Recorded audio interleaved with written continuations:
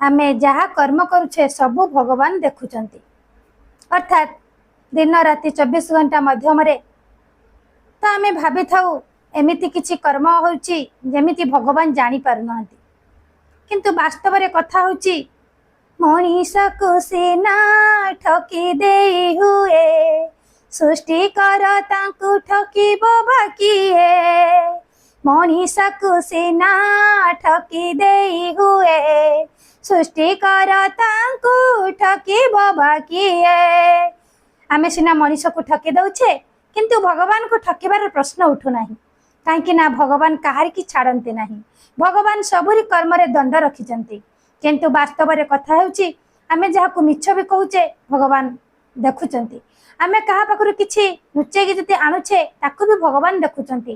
कौनसी भूल कर्म आम द्वारा होउची किंतु आमे भाबुचे एठी केही देखु नांती, किंतु वास्तव रे कथा हेउची दुनियार मालिक जे परम पिता परमात्मा बोली कहूचे भगवान बोली कहूचे से भगवान को किछि अछपा नाही, काहेकि ना भगवान सब किछि जानुचंती सब किछि देखुचंती। तो सी अंतर भितरे अछंती, तो सेथि पई तांका नाम हेउछि अंतर्जामी। तेणु भगवान सब देखुचंती भगवान सब शुणुचंती। तेणु भगवान को जदि आमे भय रखिबा ताहाले आम द्वारा किछि ठीक कर्म हेई परिबो। जदि आमे भगवान को प्रति भय रखिबा नाही ताहाले शैतान रो बुद्धि आमको आसी थाए।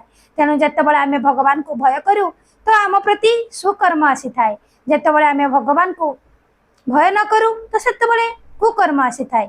तेणु आमे चिंता करिबु, काहेकि ना आमे मनुष्य जन्म पाइछु, मनुष्य ही चिंता करि परिबो कोटा भूल आ कोटा ठीक।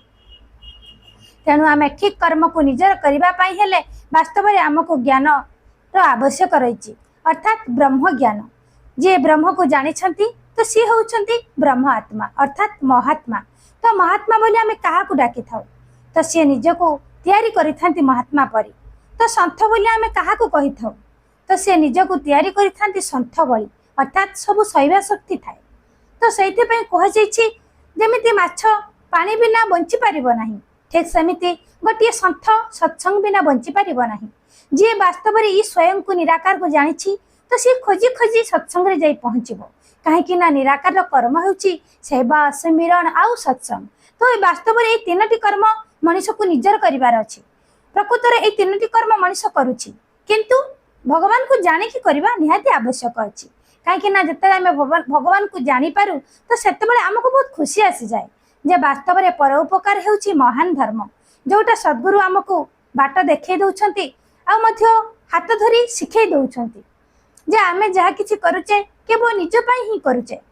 जदि आमे प्रकृत रे भाबुचे ये निजर जिंस तो ये आम साथी रे जीव नाही, तेणु आम साथी रे जहा जीव ताको ही आमे बैंक बैलेंस करिबा।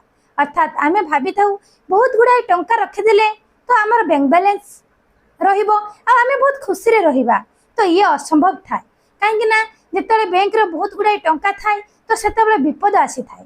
तो आजिकल तो बहुत विपद, तो जेतेबेले चोर जानि पारुछि जे यांको पाखरे बहुत टंका अछि तो से टंका किछि दिन परे से टंका गायब हे जाउछि, काहेकि ना से टंकार लक्ष्य अछि चोर केमति चोरी करिवो। ठीक सेमिति आम पाखरे जो ब्रह्म ज्ञान अछि तो सब किछि मनुष्य चोरी करि परिवो, किंतु ब्रह्म ज्ञान को चोरी करि परिवो नाही। तेणु आमे से ब्रह्म ज्ञान को निजर करिबा आ खुशी रे रहिबा।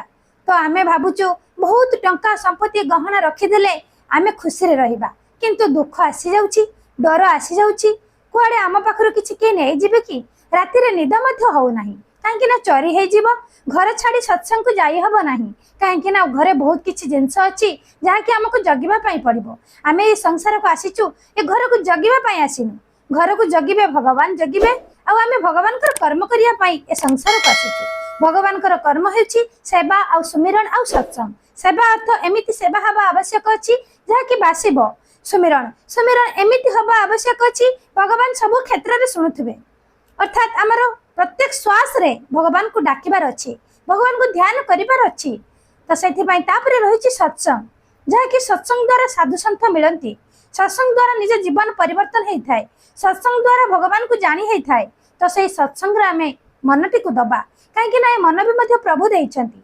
ए मन होउछि एक उड़ंता पक्षी, केतेबेले कुआडे जीव केही कहि पारंती नाही। वास्तव रे कथा होउछि जेतेबेले सद्गुरु प्राप्ति होई जांती ए मन को जोड़ी दियंती सत्संग रे, तो ए मन को सत्संग रे जोड़ी दबा। तो आमे भाबी थाउ जे आम बहुत किसी कर्म करुचे ये सब किसी कर्म भगवान द्वारा होउची तो ये तो वास्तव में ठीक कथा तापर भी भगवान आमको देइछंती जो ब्रह्म ज्ञान कर्म निहाती आवश्यक अच्छी तेणु ब्रह्म ज्ञान को आम निजर करनबा आ सेवा स्मरण सत्संग को निजर करनबा आ सेतेबेले आम वास्तव में बुझी पारिबा जे आम जहाँ भी करुचे जो कर्म आम करुचे सब किछि भगवान ही देखुछंती तेणु से भगवान को भय करिबा भगवान को भय करने सहित सत्कर्म आम जीवन को आगे नवा तेबे जे आमर ए जीवन टी सार्थक हो जिवो आ आमे खुशी रे रहिबा सहित अन्य माने मध्य खुशी ही पाइबे सेति पई कह जाईची कहारी के आमे दुख देबा नहीं जदि आमे कहारी सुख रे साथी हेई पारुने कहारी के दुख देबार मध्य आमे हकदार नुहे आमे समस्त को खुशी दबा पाई आमे ये संसार को आसीचु भगवान आमको ये संसार को पठेइचंती केवल समस्त प्रिय हवा पाई समस्त को भल पाइबा पाई समस्त को श्रद्धा करिबा पाई सेति पाई आमे भगवान को भय करिबा आमे जहा किछि कर्म करूछे सदा सर्वदा भगवान को नजर रे रखिबा आ प्रभु को शक्ति मागिबा प्रभु तो जे परि चाहूचु आम जीवन रे कर्म सेही परि हो तो आमे सेति पाई सदा सर्वदा भगवान को भय करिबा आ सेतेबेले आमे बुझी परिबा आमे जहा भी किछि करूछे सब किछि भगवान ही देखुचंती आशा करूछि भिडियोटी आपण मान को निहाती भल लागिथिबो एही परि नुआ नुआ भिडियो देखिबा पई आपण माने लाइक करंतु शेयर करंतु कमेंट दियंतु सब्सक्राइब करबा को जमारो भूलंतु नहीं।